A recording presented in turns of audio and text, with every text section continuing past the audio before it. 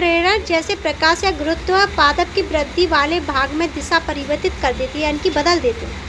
यह दिशिक या अनुवर्तित गतियाँ उद्दीपन की ओर या इससे विपरीत दिशा में हो सकती है। अतः इन दोनों भिन्न प्रकार की प्रकाश अनुवर्ती गतियों में और प्रकाश की ओर मुड़कर अनुक्रिया तथा जड़ इससे दूर मुड़कर अनुक्रिया करते हैं। अनुक्रिया का मतलब क्या होता है? लौट के किसी चीज़ पर प्रक्रिया देना। यह पादप की सहायता कैसे करते हैं? पादप अन्य उद्दीपन के लिए भी अनुक्रिया करके अनुवर्त दिखाते हैं। एक पादप की जड़ सदैव नीचे की ओर वृद्धि करती है, जबकि प्ररोह प्राय ऊपर की ओर तथा पृथ्वी से दूर वृद्धि करते हैं। यह प्ररोह तथा जड़ में क्रमशः ऊपरीगामी मतलब ऊपर की तरफ, अधोगामी यानी कि नीचे की तरफ वृद्धि पृथ्वी तथा गुरुत्व के हिसाब के अनुक्रिया एवं निसंदेह गुरुत्व क्या होगा? गुरुत्व अनुवर्तन। अनुवर्तन का मतलब होता है बढ़ना। क्या होता है? अच्छा, मैंने अनुवर्तन का मीनिंग नहीं बताया था ना? बढ़ना, गति करके बढ़ना। यदि जल का पानी तथा रसायन का अर्थ क्या होगा? रासायनिकों का अर्थ रासायनिक पदार्थ हो तो जल अनुवर्तन। जल अनुवर्तन का मतलब क्या होता है? ऊपर की तरफ बढ़ना। रसायन अनुवर्तन का मतलब होता है केमिकल रिएक्शन के साथ आगे बढ़ना। का क्या अर्थ होगा? क्या हम इस प्रकार के दिशिक वृद्धि गतियों के उदाहरण के बारे में विचार कर सकते हैं? रसायन अनुवर्तन का एक उदाहरण पराग नालिका का बीजांड की ओर बढ़ना। पराग नालिका, देखो यहाँ से देखना, पराग नालिका पता है? ठीक है। परागकण पता है? अच्छा, एक पेड़ है, उस पेड़ पे केवल एक फीमेल है, तो मेल दूसरे पेड़ से आएगा और जो लेके आएगा उसे बोलेंगे पराग। ठीक है। और इधर नालिका यानी कि जिसमें अंदर की ओर मतलब जहाँ पर फर्टिलाइज़र होगा, फर्टिलाइजेशन की क्रिया यहाँ पर होगी, निषेचन, उसकी तरफ बढ़ता है। इसके बाद हम अधिक जानकारी में जीवों में प्रजनन प्रक्रम का अध्ययन, जब हम प्रजनन पढ़ेंगे ना तब इन चीज़ों को हम बहुत अच्छी तरीके से पढ़ेंगे कि बीजांड क्या है और पराग क्या है। ठीक है। आइए एक बार फिर से विचार करते हैं कि बहुकोश की जीवों में सूचना किस प्रकार संचरित होती है, यानी कि जाती है। 6 महीने में स्पर्श की अनुक्रिया की गति बहुत तीव्र होती है और रात दिन की अनुक्रिया में पुष्प की गति बहुत धीमी होती है, मंद मतलब धीमी। पादप की वृद्धि सर्वाधिक गतियाँ भी मंद होती हैं। जंतु शरीर में भी वृद्धि के लिए सावधानी पूर्वक नियंत्रित दिशाएं होती हैं। हमारी भुजा मतलब हमारे हाथ और उंगलियां, ये वाला हिस्सा बेटा, ये वाला हिस्सा भुजा बोलते हैं। इसे क्या बोलेंगे? भुजा। यह छांदित ना होकर के, यह छांदित का मतलब होता है सामने ना होकर के कि निश्चित दिशा में वृद्धि करती है, यानी कि हमें ऐसा लगता है कि इधर बढ़ रही है उधर बढ़ रही है, लेकिन फिर भी ये वृद्धि करती है। क्या करती है? वृद्धि करती है। नियंत्रण गति मंद या तीव्र हो सकती है। यदि उद्दीपन के लिए तीव्र अनुक्रिया होती तो सूचनाओं का हस्तांतरण भी बहुत तीव्र होना चाहिए। इसके लिए तीव्र गति से चलने के लिए संचरण का माध्यम होना चाहिए। इसके लिए विद्युत यानी कि करंट का होना जरूरी है, लेकिन विद्युत आवेग के उपयोग के लिए कुछ सीमाएं होती हैं।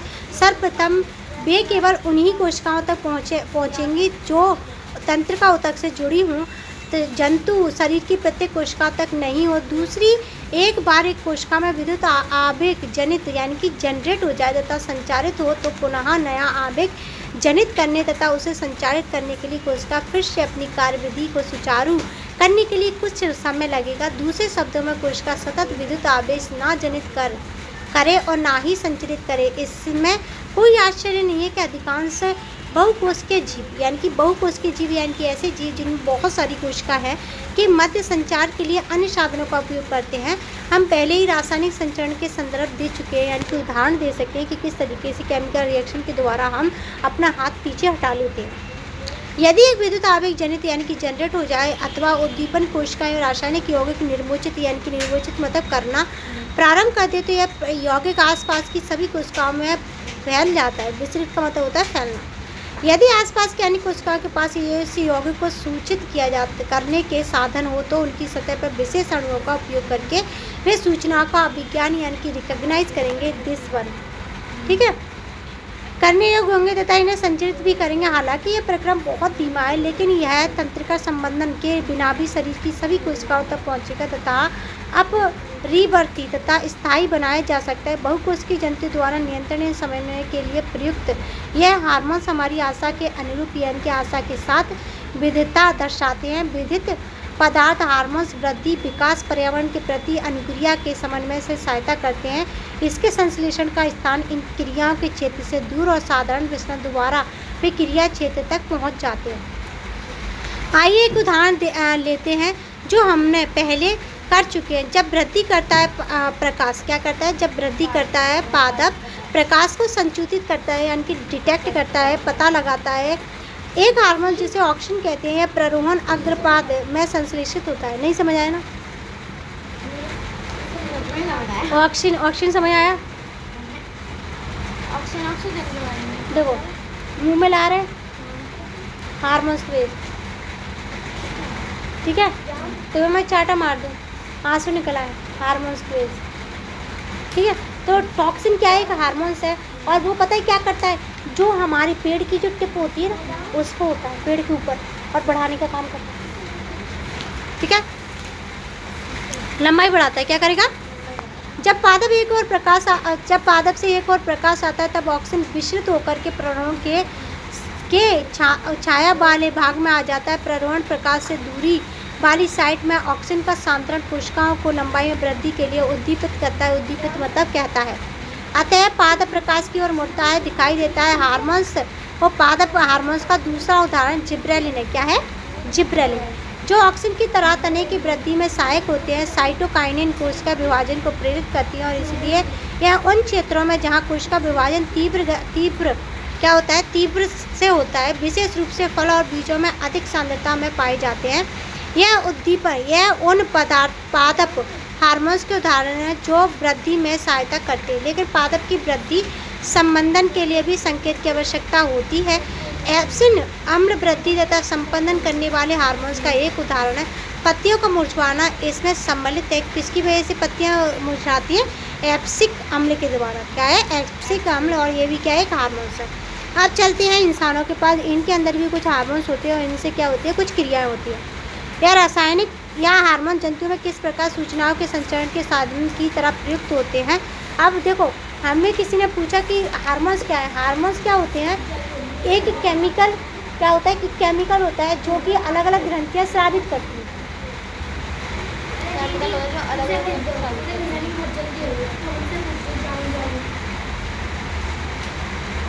कुछ जंतु जैसे गिलहरी को लिए जब वे विषम परिस्थिति में होती है तो क्या महसूस करती है? वे अपने शरीर के लड़ने के लिए भाग जाने के लिए तैयार करती है। मतलब अपने शरीर को पहले से तैयार करती है, वह भाग जाओ। दोनों ही बहुत जटिल क्रियाएं जिसमें निरंतर तरीके से अत्यधिक ऊर्जा की आवश्यकता होती है। अनेक प्रकार के भिन्न ऊतकों का उपयोग होता है तथा उनकी एकीकृत क्रियाएं मिलकर ये कार्य करती हैं। यद्यपि लड़ना या दौड़ना दो एकांतर क्रियाएं एक दूसरे से बिल्कुल अलग होती हैं। अतः यह एक स्थिति है जिसमें कुछ सामान्य तैयारियां शरीर में लाभ प्रदात बनाए रखती हैं। तैयारियां आदर्श रूप से निकट भविष्य में किसी भी क्रिया को सरल बना देती हैं। और यह सब कैसे उपलब्ध होता है? यानी कि इनका कहने का मतलब यह है कि हमारे शरीर को बचाने के लिए, कभी कभी बचाने के लिए ऐसे हार्मोन्स रिलीज होते हैं कि हम तुरंत रिएक्शन करते हैं, ठीक है? यदि गिलहरी में शरीर अभी कल्प तंत्रिका द्वारा, वालेकुम सलाम बेटा, तंत्रिका कोशिका द्वारा केवल विद्युत आवेग पर आश्रित होता है तो आगमी क्रिया को करने के लिए प्रशिक्षित ऊतकों का परिसर सीमित होगा। दूसरी ओर यदि रासायनिक संकेत भी भेजा जाता है तो यह शरीर की सभी कोशिकाओं तक पहुंचता है और आवश्यक परिवर्तित परिश्रम बृहद यानी कि बड़ा होता है। अधिवृक्क ग्रंथि से स्रावित एड्रेनल हार्मोन्स द्वारा मनुष्य सहित अनेक जंतुओं में किया जाता है। इन ग्रंथियों की शरीर में स्थिति जानने के लिए क्या करेंगे? 6.7 देखेंगे। एड्रेनलिन सीधे शरीर में स्रावित होता है, रुधिर में स्रावित होता है, सॉरी। एड्रेनलिन क्या है? एक हार्मोन्स है जो कि सीधे खून में मिल जाता है। कैसे मिलेगा? खून में, और शरीर के विभिन्न भागों तक पहुंचा दिया जाता है। हृदय सहित यह लक्ष्य अंगों या विशेष ऊतकों पर काम करता है। परिणाम स्वरूप हृदय की धड़कन बढ़ जाती है ताकि हमारी पेशियों को अधिक ऑक्सीजन की आपूर्ति हो सके। पाचन तथा त्वचा में रुधिर की आपूर्ति कम हो जाती है क्योंकि इन अंगों की छोटी धमनियों के आसपास की पेशियां सिकुड़ जाती हैं। रुधिर की दिशा हमारी कंकाल पेशियों की ओर कर देता है। डायफ्राम तथा पसलियों के लिए संकुचन से श्वसन दर भी बढ़ जाती है। यह सभी अनुक्रियाएं मिलकर जंतुओं को स्थिति से निपटने के लिए तैयार करती हैं। यह जंतु हार्मोन्स अंतःस्रावी ग्रंथियां यानी कि अंदर पाई जाती हैं, उनसे निकलती हैं जो हमारे शरीर में नियंत्रण एवं समन्वय का मार्ग यानी कि पूरा सिस्टम तैयार करते हैं। स्मरण कीजिए कि पादप में हार्मोन्स होते हैं जो कि दिशिक वृद्धि को नियंत्रित करते हैं, यानी कि एक दिशा की वृद्धि को रोकते हैं या बढ़ाते हैं। जंतु हार्मोन्स क्या कार्य करते हैं, इसके बारे में हम उनकी भूमिका की कल्पना करेंगे। दिशिक वृद्धि नहीं कर सकते। हमने किसी जंतु को प्रकाश या गुरुत्व या पर आश्रित किसी एक दिशा में अधिक वृद्धि करते कभी नहीं देखा, लेकिन यदि हम इसके बारे में और अधिक चिंतन करें या सोचें, साक्षी होता है कि जंतु शरीर में सावधानीपूर्वक नियंत्रित स्थानों पर वृद्धि होती है। उदाहरण के लिए पादप अपने शरीर में क्या करेगा, पादप अपने शरीर में। अब देखेंगे ये वाला जो डायग्राम दिया है, पहले हम देखेंगे जेंस को। जेंस में क्या है, पहले देखो यहाँ से देखना बेटा क्या लिखा है, यहाँ पे देखना, ठीक है। प्लियन ग्रंथ, पीयूष ग्लैंड को क्या बोलते हैं, पीयूष ग्रंथि को मास्टर ग्रंथि बोलते हैं, क्योंकि इसमें से ज़्यादातर हार्मोन्स ऐसे होते हैं जो पूरी ग्रंथियों को भी नियंत्रित करते हैं, ठीक है। अब हाइपोथैलेमस और पैरोबिट ग्रंथि, थाइमस, अग्नाशय, अबुट ग्रंथि, अधिभ्रक ग्रंथि और वृषण, ठीक है। वृषण में भी क्या होता है हमारे पास, जिससे ना वृषण में भी हार्मोन्स रिलीज होते हैं, ठीक है। पिनियान ग्रंथ, पीयूष ग्रंथि, अबुट ग्रंथि, हाइपोथैलेमस ग्रंथि होगी, पराबटु ग्रंथि होगी, थाइमस होगी, अग्नाशय होगी, अधिभ्रष्ट होगी और अंडाशय और गर्भाशय। इनमें क्या होंगे, अपने आप ही हार्मोन्स रिलीज होते हैं। जिन जगह पे लिखा है इनमें हार्मोन्स रिलीज होंगे और ये ग्रंथियां ही इन्हें रिलीज करने का काम करती हैं। पर आने के स्थानों पर पत्तियां उगती हैं, लेकिन हम अपने चेहरे पर उंगलियां नहीं उगाते, ठीक है। पत्तियां उग जाती हैं लेकिन हमारे चेहरे पर कभी उंगलियां नहीं होती। हमारे शरीर की अभिकल्पना का मतलब क्या होता है, सोची विचारी का डिज़ाइन, ठीक है। बच्चों की वृद्धि के समय भी सावधानीपूर्वक अनुरक्षित यानी कि संभाल के रखते हैं। यह समझने के लिए कि समन्वय वृद्धि में हार्मोन्स कैसे सहायता करते हैं, आइए कुछ उदाहरण की परीक्षा करते हैं। नमक के पैकेट पर हम सब ने देखा आयोडीन युक्त नमक, आयोडीन से संबंधित हम अपने आहार में आयोडीन युक्त नमक लेना आवश्यक है। अबुट ग्रंथि क्या है, अबटू ग्रंथि जो है थायरॉक्सिन हार्मोन्स बनाने के लिए आयोडीन आवश्यक होता है, यानी कि उसे अगर क्या बनाना, थायरॉक्सिन बनाना है तो आयोडीन की आवश्यकता है। अगर आयोडीन नहीं देंगे तो थायरॉक्सिन नहीं बनेगा, ठीक है। थायरॉक्सिन कार्बोहाइड्रेट, प्रोटीन तथा वसा के उपाचय यानी कि पचाने में हमारे शरीर में नियंत्रण करता है, ताकि वृद्धि के लिए उत्कृष्ट मतलब सबसे बढ़िया संतुलन उपलब्ध कराया जा सके। थायरॉक्सिन के संश्लेषण के लिए आयोडीन बहुत जरूरी है। यदि हमारे आहार में आयोडीन की कमी है तो संभवतः यह गोइटर से ग्रसित होते हैं। इस बीमारी का एक लक्षण फूली हुई गर्दन होती है। क्या आप इसे चित्र में अबुट ग्रंथि की स्थिति से संबंधित कर सकते हैं? हाँ भाई कर सकते हैं। अबुट ग्रंथि देखो कहाँ है, यहाँ पे है ना, तो यहीं पे क्या होगा, यहीं पे क्या है, ऐसा बड़ा सा वो हो जाएगा, एरिया अलग से लग जाएगा, ठीक है। कभी कभी हम ऐसे व्यक्तियों के संपर्क में आते हैं जो बहुत छोटे बौने होते हैं, बहुत अधिक लंबे होते हैं। क्या आपको कभी आश्चर्य हुआ कि ऐसा कैसे होता है? पीयूष ग्रंथि से स्रावित होने वाले हार्मोन्स में एक हार्मोन्स होता है जिसका नाम है वृद्धि हार्मोन्स। इसका नाम इंगित करता है वृद्धि शरीर की वृद्धि और विकास को नियंत्रित करती है। यदि बाल्यकाल में हार्मोन्स की कमी हो जाती है तो बौनेपन का कारण होता है। जब आप या दोस्तों की आयु 10 या 12 वर्ष की होती है तो आपने अपने और उनके अंदर कई नाटकीय अंतर देखे होंगे। यह परिवर्तन यौवन आरंभ से संबंधित है, क्योंकि नर में टेस्टोस्टेरोन और मादा में एस्ट्रोजन नामक हार्मोन स्रावित होता है। क्या आपने कभी परिवार या दोस्तों में किसी को जानते हो जिन्हें डॉक्टर ने अपने आहार में कम शर्करा लेने की सलाह दी हो, क्योंकि उन्हें मधुमेह का रोग है? ठीक है, क्या है मधुमेह यानी कि डायबिटीज़। उपचार के रूप में इंसुलिन इंजेक्शन दिए जाते हैं। यह हार्मोन्स है जिसका उत्पाद अग्नाशय में होता है और जो रुधिर में शर्करा स्तर को रोकने का काम करता है, नियंत्रण करने का काम करता है। यदि उचित मात्रा में स्रावित नहीं होता, सही मात्रा में नहीं निकलता तो रुधिर में शर्करा का यानी कि शुगर का लेवल बढ़ जाता है और कई हानिकारक प्रभाव पड़ते हैं। यदि इतना आवश्यक है कि हार्मोन का स्रावण परिशुद्ध मात्रा में होना चाहिए, सही मात्रा में होना चाहिए। अगर ये ज़्यादा होते हैं तब भी और कम होते हैं तब भी हमारे शरीर को बीमारी होना तय है, ठीक है। जिससे यह किया जा सकता है स्रावण होने वाले हार्मोन्स का समय और मात्रा का नियंत्रण पूर्ण भरण क्रिया विधि से किया जाता है। उदाहरण के लिए यदि रुधिर में शर्करा बढ़ जाता है, क्या हो जाता है, बढ़ जाता है, तो अग्नाशय की कोशिका संसूचित कर लेती हैं तथा इसकी अनुक्रिया में अधिक इंसुलिन स्रावित होता है। जब रुधिर में शर्करा स्तर कम हो जाता है तो इंसुलिन का स्रावण कम होता है। क्या होता है, स्रावण कम होता है। अब हार्मोन्स जो है, वृद्धि हार्मोन्स कहाँ से निकलता है? पिट्यूटरी ग्लैंड से सभी अंगों को वृद्धि के लिए प्रेरित करता है। थायराइड ग्रंथि शरीर की वृद्धि के लिए उपापचय का नियंत्रण करता है। इंसुलिन क्या करता है, रक्त में शर्करा को रोकता है। वृषण क्या करेगा, ये बच्चे पैदा करता है, इधर लिखा नहीं है, ठीक है। टेस्टोस्टेरोन, अंडाशय का पता है, मादा में लैंगिक अंगों का विकास व मासिक चक्र, जो महीना जो आता है लेडीज़ों में, लड़कियों में भी आता है, उसको नियमित करने का काम करता है।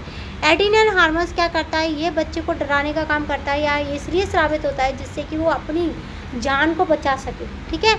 इधर नहीं लिखा ना। मोचक क्या होगा, मोचक प्यूटरी ग्लैंड से स्रावित हो, स्राव को, मतलब प्यूटरी ग्लैंड जो है ना, पीयूष ग्रंथि, उसको ना श्रावण के लिए बोलेगा कि करो भाई, रिलीज करो हार्मोन्स, ठीक है, हार्मोन्स, ठीक है। अब इसमें कोई डाउट हो तो कभी भी आकर के कैसे भी पूछ सकते हो। बहुत बढ़िया और बहुत ही अच्छा चैप्टर था।